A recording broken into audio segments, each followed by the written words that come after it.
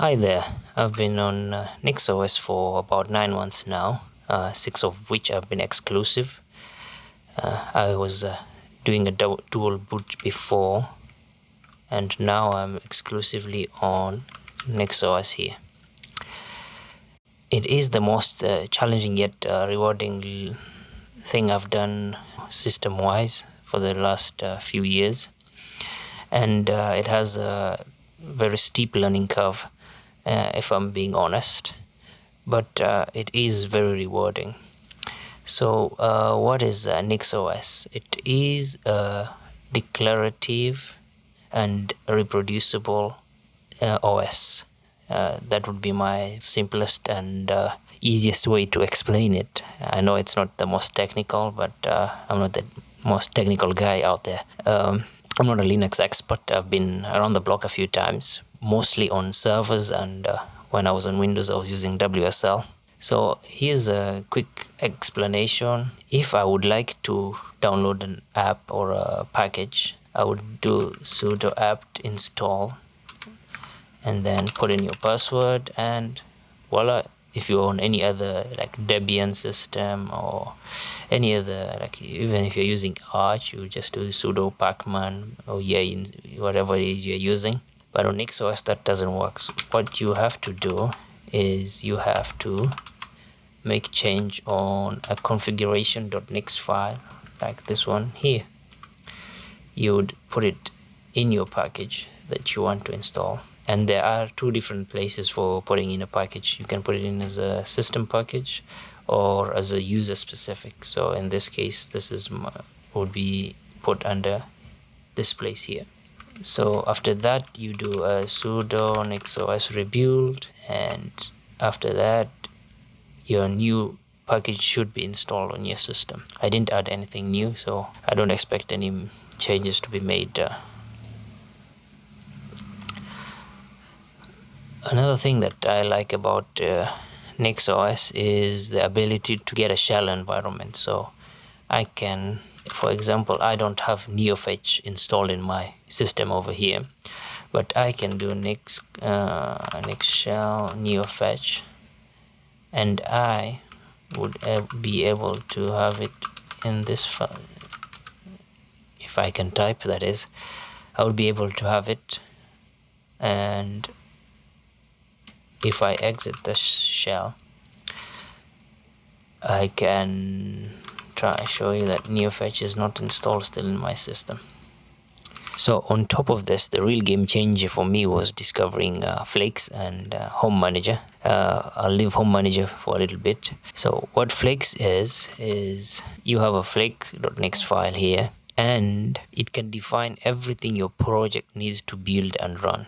This includes dependencies, build steps, and even the development shell. So if I had, for this example I showed you of creating a Nix shell, I would have, instead of having a Nix configuration here with my username for this user, I would have a shell configuration, and I can always just create a shell with the specific packages or the specific settings that I want. So if I want to create a dev environment for a specific programming language like Python or Rust, I would create a shell specific for that, and I can share it with anyone out there, and they would be able to have the same reproducible system that I have on my machine. Another thing is Home-Manager. What Home-Manager does is I have, say, Helix here. I have all these settings in a declarative manner in the Nix language over here. Somebody did going through the whole effort of creating support for this in Home-Manager. And what Home-Manager does is it goes to your .config home here, and say let's go to Helix config, and creates this file for you. Now you can see it's read only, because Home-Manager is doing this, is doing all the setup. So whenever I make a change on my Home-Manager settings for that particular application or package or whatever it is, and then rebuild the system again, as always rebuild, Home-Manager will make those changes for me. So Let's go back to my .file directory. Another thing, as you've noticed here, is I'm on Niri. So I had to create a setup for myself here, which is not the most pretty setup, but this was out of necessity, and I chose Niri because of the good defaults they have. That's one of the philosophies I adhere to with any software that I use. That's why I use Helix, I use Ghosty. This is my terminal here is Ghosty. Is because Niri has really good defaults, so I didn't have to make any big changes. I just created this waybar, a simple waybar over here, and voila, that works. And through this journey, I had to learn the difference between a desktop environment, a window manager, and a compositor. I didn't know there was any difference between that. So Niri here is a Wayland compositor, and the reason I moved to Niri was because I had issues with KDE. KDE kept crashing, and it could not handle sleep or hibernation. So whenever my computer would go to sleep, it would not wake up, or it would wake up to a blank screen, a blank black screen. But now I have sway idle, I think, and wlogout. I use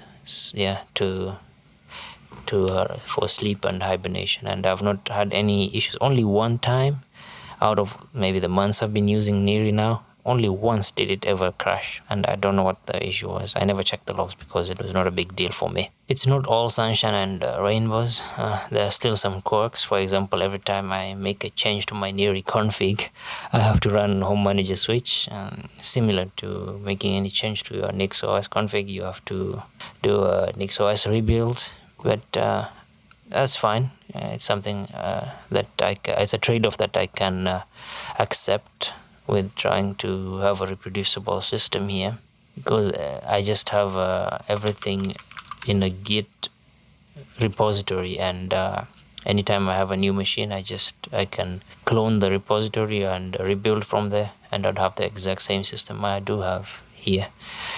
One thing I forgot to mention is how to roll back. When you're booting up your system, all the previous generations of the rebuilds that you've had would be listed on your boot up screen, and you can choose to roll back if you want to. I have a setup where I only have the last 5 generations, that anything older than that is deleted, because I hardly do total rebuild nowadays as I used to do it in the beginning, because I was making a lot of changes. But now I have only maybe a limit of 5, and anything older than 30 days means that I would not be going back to that generation. So I have that I have those, anything that's older than that, to be deleted. So that would be the temporary files on a Nix shell. Anything like that would be deleted every 30 days. So I can show you, if I remember the shell, no, Nix env --list generations, if I can type that. So yeah, I only have 1 generation going on right now. I think I deleted the rest. Another thing I have had issue with is the display, the default display manager did not want to work for my logging screen. So I had to end up using I think you can see, especially I think this would be under Niri specific. Yep, here. I'm using grid TUI grid as my login screen, where I will have to input my name as well as my password. It's fine, looks cool, because it's like a black terminal looking screen. I would like to use normal display managers. Hopefully there will be a fix for that soon. So what's the verdict after 9 months? It has been challenging but very rewarding, and the learning curve is steep, as I said in the beginning. Don't be afraid of all this settings and stuff. There's good documentations out there, and whatever issue you're facing, someone else has actually faced it. So just Google and you would end up on Reddit or on NixOS forums, and you'll end up understanding the Linux ecosystem way better than you actually did at the beginning. So that's it. Let me know what you think in the comments, and if you're interested in NixOS as well.